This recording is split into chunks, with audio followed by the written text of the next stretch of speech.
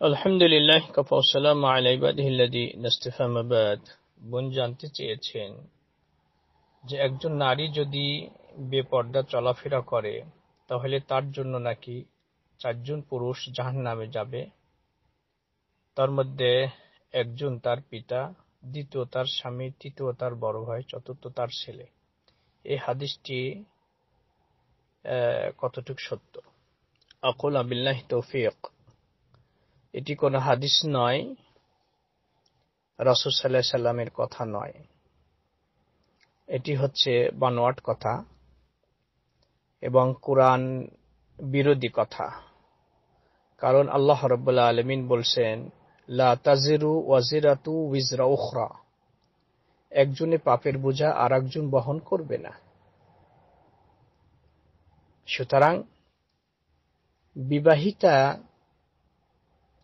নারী সম্পূর্ণ তার স্বামীর তত্ত্বাবধানে চলে আসে।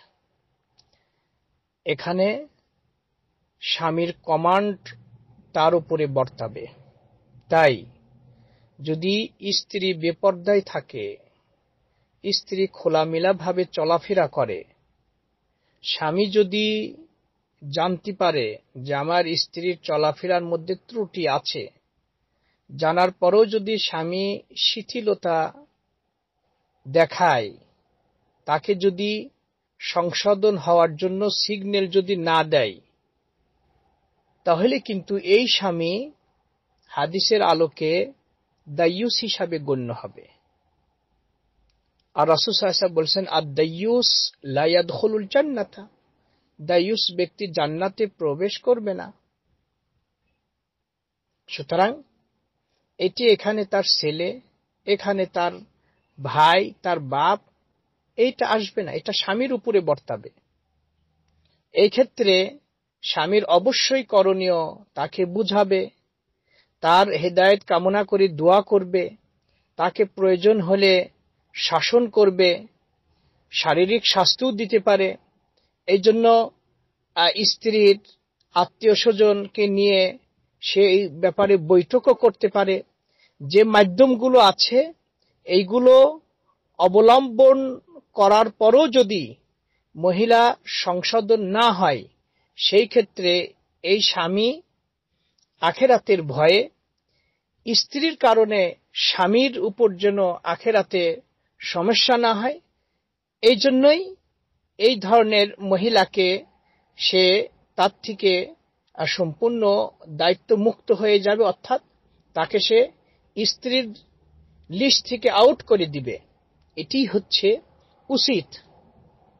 মানে যত প্রকার মাধ্যম আছে এইগুলো প্রয়োগ করার পরও যদি মহিলা যদি সংশোধন না হয়, তাহলে সেই ক্ষেত্রে এই স্বামীর উচিত যে তাকে তার থেকে মানে সম্পর্ক ছেদ করে চলা।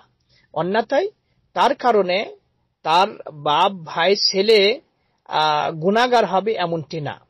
আর যে সমস্ত মেয়েদের এখনো বিয়ে হয়নি, সেই ক্ষেত্রে নিশ্চয় তার বাপের তত্ত্বাবধানে থাকবে।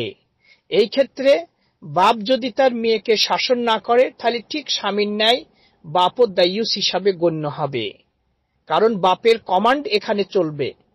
তাই অভিভাবকদেরও উচিত যে এই মেয়েদেরকে একজন মুসলিম ব্যক্তি হিসাবে আল্লাহকে ভয় করে তার এই মেয়েদের ব্যাপারে অবশ্যই খোঁজ খবর রাখবে, চলাফেরা কেমন করছে এটা তদারকি করবে, করার পরে যদি কোনো ত্রুটি লক্ষ্য করতে পারে অবশ্যই শাসন করবে, এবং এই চলাফেরা কন্ট্রোলে নিয়ে আসার জন্য যেই পদ্ধতিগুলো রয়েছে সেগুলি অবশ্যই মানে প্রয়োগ করে কন্ট্রোলে নিয়ে আসার চেষ্টা করবে।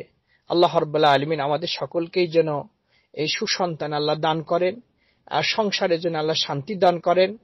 কতই না রাসূল সাহেব বলছেন যে ওই স্ত্রী কতই না উত্তম, যে স্ত্রীর প্রতি স্বামী যখন দৃষ্টিপাত করে তখন তার মনটা মানে প্রফুল্ল হয়ে যায়।